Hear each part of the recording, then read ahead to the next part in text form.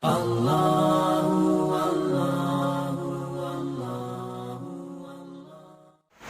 alat untuk bersuci ini ada terdiri dari air, ada juga bukan air. Nah, air nanti, nah ini salah satunya air hujan, kemudian ada air laut, air sungai, air sumur, air dari mata air atau istilahnya kalau di daerah pantai itu geyser ya. Kemudian ada air salju dan air pun. Ini air-air ini boleh digunakan untuk bersuci. Nah, tapi dibagi lagi. Air untuk bersuci ini dibagi lagi. Ada air mutlak atau tohir, air yang suci lagi mensucikan. Air inilah yang bisa kita gunakan untuk berwudu dan mandi wajib. Air inilah yang bisa kita gunakan untuk berwudu dan mandi wajib. Air tohir mutahhir, air mutlak, suci lagi mensucikan. Seperti yang air yang disebutkan tadi, bisa air hujan, bisa. Kemudian ada air laut, ada air sungai, air sumur, air mata air, air salju dan air gunung. Air laut itu kata Rasulullah, ditanya oleh para sahabat, ya Rasulullah, bagaimana kami bersuci dengan air laut? Air laut itu kata Rasulullah, airnya suci dan hewannya juga suci, bisa dimakan. Muncul pertanyaan tentang makanan halal haram. Muncul pertanyaan, nah kalau bagaimana dengan anjing laut? Bagaimana dengan udang laut? Kalau itu bisa dimakan? Kan bangkainya itu bangkai yang ikan dan seterusnya itu. Kalau air laut itu suci dan yang di dalamnya itu suci bisa dimakan, maka termasuk ada bintang laut, ada burung babi dan lain sebagainya itu, apakah bisa dimakan atau tidak? Maka para ulama berpendapat bahwa apa-apa yang mirip namanya dengan nama hewan ini haram hukumnya. Yang mirip namanya, misalnya anjing laut, berarti anjing laut ini tidak haram. Bagaimana dengan kuda nil? Orang sekarang kan coba-coba. Makanya sekarang ini kita banyak penyakit ini kalau orang coba-coba. Makan sate udar lah, makan babi guling, menyebabkan penyakit. Coba-coba. Nah, sedikit itu. Kemudian ada air makruh atau air musammas, air yang terkena sinar matahari. Di bejana, kemarin sudah kita jelaskan, di bejana atau wadah, di wadah yang terbuat bukan dari emas. Tapi kalau dari emas dia boleh. Bagaimana dengan plastik, paso, drum, terkena sinar matahari boleh. Bagaimana kalau air rebusan? Dibolehkan juga. Yang penting dia nanti terkena sinar matahari. Apa kata Rasulullah ketika ditanya oleh para sahabat? Bukan para sahabat, ketika Aisyah meletakkan air di wadah yang logam, diletakkanlah di luar, terkena sinar matahari. Kata Aisyah, ya Rasulullah, ini ada air. Kata Rasulullah, kenapa kau berbuat begitu? Karena ini nanti akan menimbulkan penyakit sopak, penyakit kulit. Kalau ada air yang diletakkan di logam itu, kecuali emas. Tapi tidak ada pula kita lagi emas di luar kan. belum kering airnya termasuk dari diambil oleh orang, belum ada emas. Ini air makruh. Yang namanya makruh itu apabila kita kerjakan itu tidak dapat apa-apa, tapi kalau kita tinggalkan kita akan mendapat pahala. Itu makruh. Nah, tapi air ini dimakruhkan kalau bisa kita hindari. Kemudian ada air mustakmal. Mustakmal ini air yang suci tapi tidak mensucikan. Air yang suci tapi tidak mensucikan. Apa contohnya? Air bekas kita wudhu, diletakkan lagi di situ. Nah, tapi ada di masa para sahabat dan Rasulullah itu orang ambil wudhunya di satu wadah. Satu wadah itu ada. Maka ada yang mengatakan kita ini agak boros dengan air wudhu. Ya, boros dengan air wudhu. Semestinya air wudhu itu satu botol yang ada itu cukup. Mestinya. Tapi kita kadang ambil air wudhu lebih dari satu ember untuk kita. Ya, kita ambil air wudhu lebih dari satu ember untuk kita. Nah, air yang mustakmal ini selain daripada air bekas wudhu tadi, yang berikutnya adalah air yang tercampur, air suci yang tercampur dengan yang lainnya, walaupun itu suci, tapi berubah warna, berubah rasa, dan berubah bau. Apa contohnya? Air kopi, air teh, apa lagi?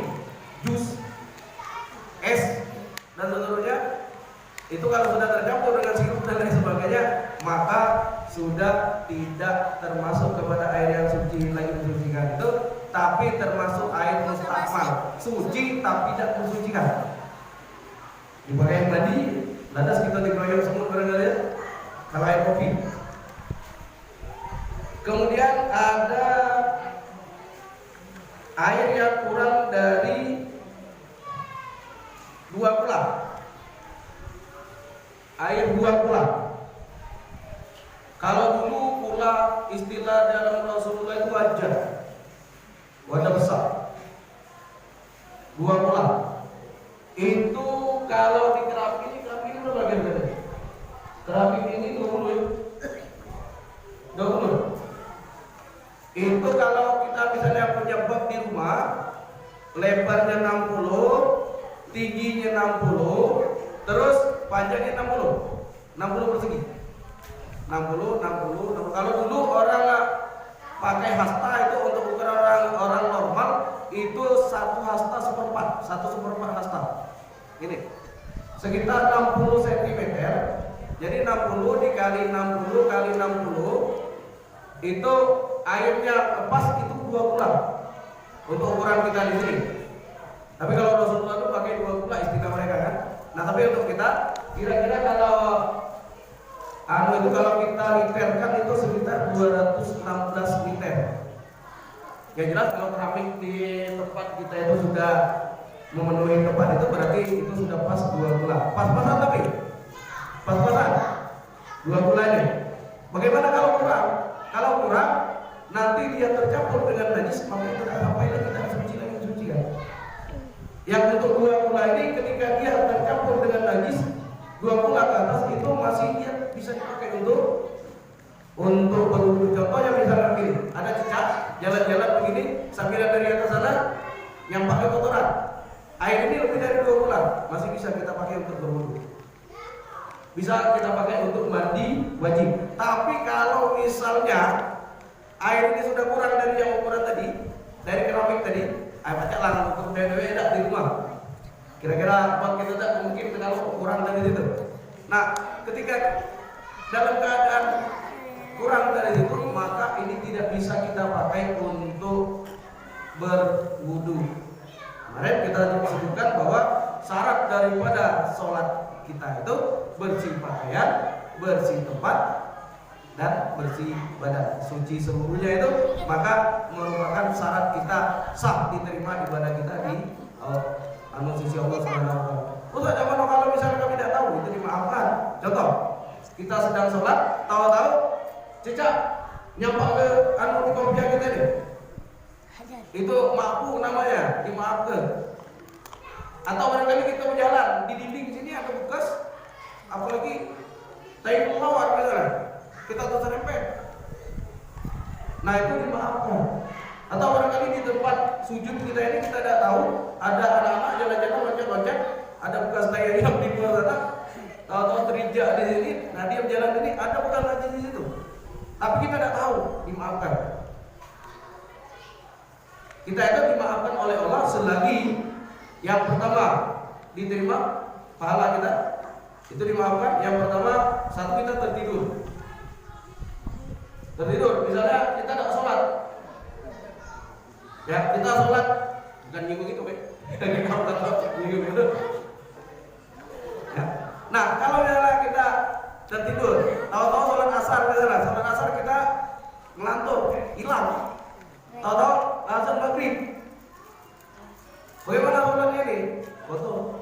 Tapi ada yang kata kalau subuh, kita bangun subuh itu langsung sholat subuh itulah. Misalnya kita bangun jam 9 pagi, karena biasanya kita terkejut jam 9 pagi, tahu-tahu baru bangun. Karena kita barangkali begadang malam, tahu-tahu tidur jam 3 atau jam 4, pas azan kecil, tahu-tahu bangun jam 9 pagi, maka cepat ngambil wudhu, langsung sholat subuh. Ini pernah dilakukan Rasulullah bersama para sahabat baru pulang dari medan perang, kemudian istirahat. Ketika istirahat, katanya bangun seluruh sahabat itu.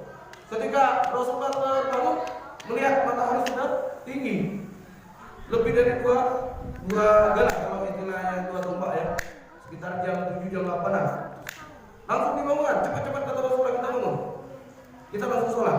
Tapi kata Rasulullah jangan sholat tempat ini. Kenapa? Sholat ini ada iblisnya, tempat ini ada jinnya. Kita pergi tempat lain sholatnya. Nah itu pernah dilakukan oleh Rasulullah. Bagaimana dengan sholat-sholat kita yang barangkali sudah lama kita tanpa tahu dan seterusnya, itu bisa dikodok. Kapan kodoknya? Setiap sholat, saat sholat asar misalnya, setelah sholat asar kita bisa kodok di situ untuk bayar utang-utang kita yang barangkali kita kecul. Waktu zaman dulu barangkali masih agak belagak bikinan, masih punya gadis, ada orkesan, santai kayak dulu, ya ada azan kayak dulu, nyawer ikut dan seterusnya kayak dulu. Nah tapi lah sekarang bisa kita bayar itu, bisa kita bayar, kita foto, supaya nanti jangan banyak ikut utang dengan Allah. Kita banyak utang, dosa lawannya kan, utang lawannya Allah, sudah habis kita. Malaikatnya kalau sentak juga gitu. Nah kita lanjut tadi, jadi 2 tulang itu tadi 60, kita ulangi 60 cm kali 60 cm kali 60 cm. Kalau di liter ke 216 liter. Kalau kita liter ya. Nah kita lanjut. Berapa menit? Dapat 6 lagi udah. Yang berikutnya air dari buah-buahan, termasuk dari biasanya kalau kita sering hutan ada air buah kelapa ya, jelas ada buah kelapa atau ada airnya. Udah itu kita barangkali kalau hutan ada pohon bagu biasanya itu ada airnya, atau ada hutan yang biasanya kita lihat kalau kita pancung itu airnya deras. Nah itu udah bisa kita pakai untuk wudhu. Kenapa? Air ini suci memang tapi tidak mensucikan. Air mustakmal tadi masuk ke dalam ya mustakmal tadi. Kemudian yang berikutnya ada air mutanajis. Air mutanajis ini adalah air yang sudah terkena najis, tapi kurang dari 2 bulan tadi. Jangan dengan air sungai. Kalau rumah kita dekat sungai, tapi ada bom di situ. Kan kalau daerah perairan kan untuk mengirimkan barang-barang itu kan ada di pinggir rumah itu lah. Kita rumah mandi barangkali nyemol di kepala kan. Ada kiriman kawan dari Ulu rupanya. Ya, daerah perairan. Misalnya kita daerah Bayu, daerah itu kan daerah perairan kan. Kita rumah mandi. Baru nak wudhu dikit, tahu-tahu ada barang kiriman dari kawan. Nah itu bagaimana? Air yang mengalir masuk boleh. Tapi jangan mentang-mentang boleh lagi kita lanjut lagi situ, tidak. Tapi kita hindari itu. Ya boleh. Selagi dia mengalir, maka air ini boleh kan? Air sungai tadi. Karena itu lebih dari 2 bulan tadi kan. Tapi kalau misalnya kurang dari 2 bulan tadi masih ada kotoran, tidak boleh. Itu air mutanajis sudah terkena najis. Artinya nanti dia bisa berubah warna, bisa berubah bau, bisa berubah rasa. Tapi tidak mungkin rasanya kita cicip tidak. karena bekas kotoran itu namanya nak cicing, cuma paling berubah warna dan anunya berubah warna dan baunya. Air-air yang barangkali kurang dari 2 gula ini. Nah, banyak hal yang barangkali menyebabkan kita ini terkeliru. Bagaimana kalau seandainya kemarin kita yang najis air yang kemarin, yang kemarin najis yang tanpa kita sadari nempel dengan kita dan kita tahu itu. Nah, itulah yang perlu kita hati-hati. Ya. Kalau kencing, mau ngomong bapak kadang kencing berdiri, itulah yang nyiprat, yang kadang kena ke kain dan seterusnya, tidak tahu nyiprat tinggi, tidak tahu bahwa di situ ada bekas air kencing. Nah, yang itulah tadi yang menyebabkan orang yang disiksa yang disiksa di dalam kubur tadi gara-gara dia menyepelekan air kencing tadi. Yang berikutnya ada waktu sedikit lagi teman-teman. Ya, ada waktu sekitar 5 menit. Ada lagi alat bersuci yang lain. Di zaman modern ini kita barangkali di tempat-tempat, kalau di hotel dan lain sebagainya.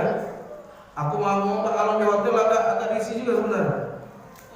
Kita tak bersih, tak nyuci berak itu pakai semprot itu.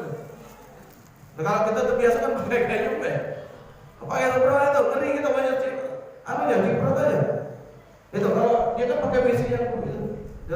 Nah, ada lagi yang kadang-kadang di hotel itu menyediakan tisu. Orang-orang barat itu tidak pakai air kayak gitu. Mereka pakai tisu. Peletkan begini, buang. Peletkan lagi, buang. Itu orang barat itu. Nah, kita tidak pakai yang itu. Geli kita barangkali untuknya gitu. Ya. Mau jadi kita ngomong karena untuk kebersihan, kita jaga kebersihan. Nah, ada lagi boleh kita memakai batu kerikil, tapi jangan yang tajam. Batu karang itu tajam tuh. Batu kerikil, kalau mepet, misalnya kita dalam utara, kita dalam perjalanan. Nah, itu ada batu kerikil, sudah BOP, sudah BAB, kita ada lihat bahwa batu kerikil minimal 3. Dipeletkan buang. Tapi kalau misalnya kita setelah itu ketemu air, cepat dicuci ke airnya. Karena itu cuma untuk sementara saja. Jangan dibiarkan air langsung bersih. Nah, itu boleh pakai batu, pakai kerikil. Tapi jangan yang tajam tadi. Ya, yang tajam. Terus yang berikutnya boleh pakai kulit kayu. Kulit kayu boleh. Kulit kayu yang kering atau daun kering. Cuma dengan daun jeratang. Bingung kita kan? Ya. Boleh, tapi darurat. Kalau misalnya kita di tengah hutan atau barangkali kita dalam keadaan darurat air, misalnya musim kemarau, kita berada dalam perjalanan, dan ketika itu misalnya untuk bersuci misalnya air, nah boleh kita pakai daun kering atau kulit kayu yang kering ini. Tapi yang nyelada malah celakain. Sudah bersuci taruh jalan ya, gara-gara kita barangkali tidak perhatikan itu untuk sementara, tapi setelah kita ketemu air cepat dicuci lagi. Karena sebaik-baik alat bersuci kata Rasulullah itu adalah air. Itu sebaik-baik alat bersuci. Nah, ada lagi alat yang untuk bersuci ini adalah debu. Nah, debu nanti pengganti daripada air ketika kita dalam keadaan ingin berwudu atau mandi wajib. Muncul pertanyaan, bagaimana kalau seandainya orang mandi wajib? Tayamum. Nah, mandi wajib orang yang tidak ada air, cuma ada debu, bagaimana mandi wajibnya? Ada yang agak jenuh dikit, apa nak kulit-kulitnya tengah debu itu beda.